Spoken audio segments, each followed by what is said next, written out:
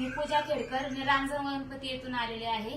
आपण या ताईंना 1 महिन्यापूर्वी अमृत ज्यूस दिले होते. आपण त्यांना विचारू की त्यांना का अमृत ज्यूस घेण्या अगोदर काय होत होते आणि अमृत ज्यूस घेतल्यानंतर किती फरक पडला आहे. आपण ते त्यांच्याच तोंडून ऐकू. ताई, तुमचं नाव काय? वैशाली विष्णू नवले. अमृत ज्यूस घेण्या अगोदर तुम्हाला काय त्रास होत होता? मला तसं म्हणजे हातपाय वगैरे दुखतात आणि पिरियडचा पण प्रॉब्लेम होता आणि थायरॉइडचा पण प्रॉब्लेम होता. त्याच्यामुळे मी हे औषध घ्यायचं ठरवलं म्हणजे.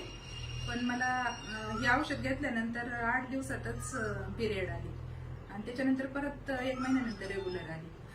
त्याच्यामुळे पिरियडचा प्रॉब्लेम पूर्ण संपला आता. आणि आमच्या आईला पण शुगरचा त्रास होता आणि बीपीचा पण होता. आईचं ऑपरेशन होतं, तर ऑपरेशन थांबलं होतं म्हणजे बीपी शुगरमुळे. पण हे औषध घेतल्यामुळं 1 महिन्यातच बीपी आणि शुगर कमी झालं. 2 गोळ्या खात होती सकाळ संध्याकाळ, त्याच्याऐवजी आता एकच गोळी घेते आणि हे औषध घेते, तर ऑपरेशन झालं म्हणजे. त्याच्यामुळं आईला पण चांगला म्हणजे एकदम यशस्वीरित्या फरक पडला. तुम्हाला बीपीचा त्रास होता? हा, मला आहे, पण मी म्हणजे अजून पाहते. म्हणजे तसं होतोच कमी. मी दररोज गोळी खात होते, पण आता 2-3 दिवसांनी एक गोळी खाते. काही दिवसांनी मला वाटतंय की ती कमीच होईल, म्हणजे बंदच होऊन जाईल असं. आणि सासूबाईंना काय फरक पडला? सासूबाईंसाठी हातपाय दुखत होते सासूबाईंचे, त्यांना पण बराच फरक पडला. म्हणजे चालता येत नव्हतं सरळ. आता चालतंय? हो, चालता येत होतं. आता तुम्ही लोकांना काय संदेश देता?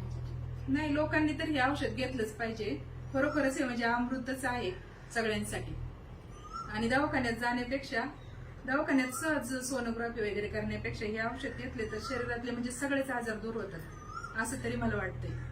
मी हेच लोकांना सांगू इच्छिते की सगळ्यांनी अमृत ज्यूस घ्या. म्हणजे आपल्या शरीरात कळत न कळत असणारे टॉक्सिन्स वगैरे निघून जातात. चालेल, सांगितलं मॅडम.